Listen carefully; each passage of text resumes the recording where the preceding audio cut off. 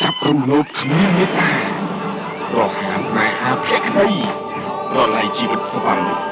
ឲ្យស្រីរស់រងទុក្ខក្នុងជំរុកកម្មពីបង្កើតបានជាគំនុំចងអាឃាតคล้ายជាទីយិតអាបខាបវិញ្ញាណឃ្លានជីវិត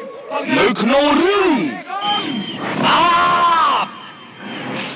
នេះជាវណ្ណកម្មថ្មីចំណេញចក្ខុប្លែកចំណេញអារម្មណ៍របស់ផលិតកម្ម SCI ភាពយន្ត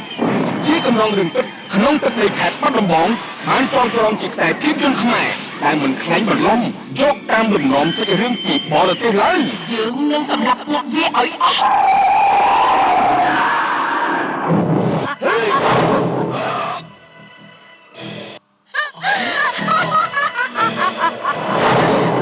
រឿងអាបនៅលើលោកនេះមានអាបដែរឬទេគេតែងតែនិយាយតគ្នាថាអាប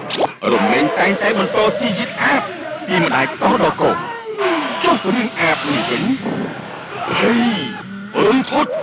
ញោកញ័រក្នុងពិភពអាបកំបាំងរួមជាមួយជុតឆាយកំប្លែងលេងសំដី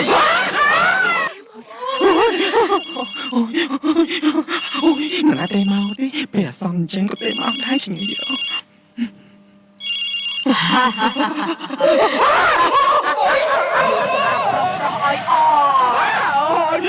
មីញ៉ៃនេះក៏ស្រាប់ប៉ពីអី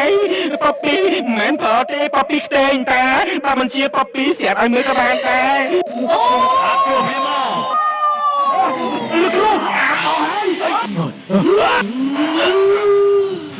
លោក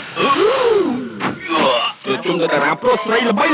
បង្កើតបានជាផ្ទាំងទស្សនីយភាពនៃពាក្យពេចន៍ផ្អែមល្ហែមបង្អែមមនុស្សសញ្ចេតនារវាងចម្ប៉ាបាត់ដំបងដាញ់ម៉ូនីកានិងសុវណ្ណមេការាកំឡោះទីក្រុងរឿងអាមានសុខដែលមិនខ្លាចភ្លឺដែលមានលោកចែកចាយក្នុងពេលឆាប់ខាងមុខនេះយើងសម្រាប់ហើយ